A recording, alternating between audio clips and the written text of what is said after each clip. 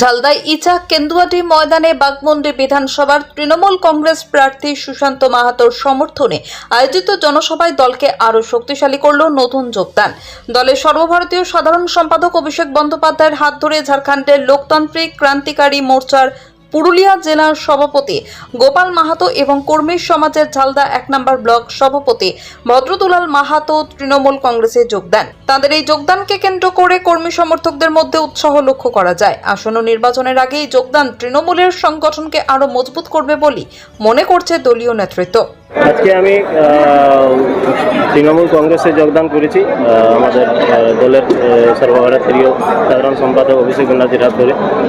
আমি পূর্বে একটা রাজনৈতিক দলে ছিলাম, কিন্তু সেখানে রাজনীতি করার যে উপকরণ সাধারণ মানুষকে নিয়ে সেই অনেক কিছুর অভাব ছিল, যার জন্য আমি চেয়েছি তৃণমূল সরকার যেভাবে এখানে প্রত্যেকটি মানুষের জন্য এবং প্রত্যেকটি জাতির জন্য যেভাবে উন্নয়ন করেছেন, সেই উন্নয়ন দেখে আমি আজকে আমি ঝাড়খণ্ড লোকতান্ত্রিক ক্রান্তিকারী মোর্চা কি পোস্টে ছিলেন?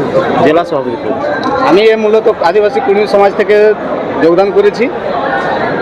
আমাদের মূল দাবি যেটা মানে কুর্মালিকে বাঁচানোর জন্য যে আমরা আন্দোলন করে যাচ্ছি দীর্ঘদিন ধরে, সেটা ভুল পথে পরিচালিত হওয়ার কারণে আমরা আজকে এই তৃণমূল কংগ্রেসে আমাদের দেখেছি বিগত দিনেও আমাদের 2017 সাল থেকে মানে সিআরআই রিপোর্ট থেকে শুরু করে আমাদের ভাষা সংস্কৃতিকে বাঁচানোর জন্য সেন্ট্রালকে বারে বারে চিঠি দিচ্ছে, কিন্তু আমরাকে বিভ্রান্ত করার জন্যে আমরাকে বিভিন্নভাবে এই পথ থেকে বিচলিত করার জন্যে মানুষ যে পরিকল্পনা নিয়েছিল, তার জন্যে তার প্রতিবাদে আজকে আমরা এই তৃণমূল কংগ্রেসের যোগদান করলাম। কোন পদে ছিলেন? আমি ঝালদা 1 নম্বর ব্লকের ব্লক সভাপতি ছিলাম।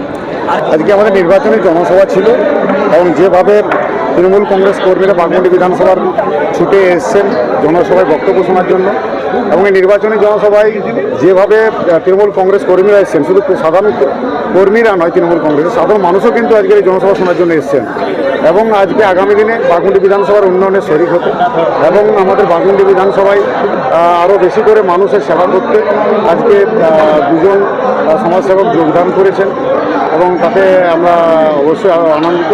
আগামী দিনে সব রকম কাজ আমরা একসাথে নিয়ে বাঘমুন্ডির মাটিকে ধরে রাখতে পারবেন?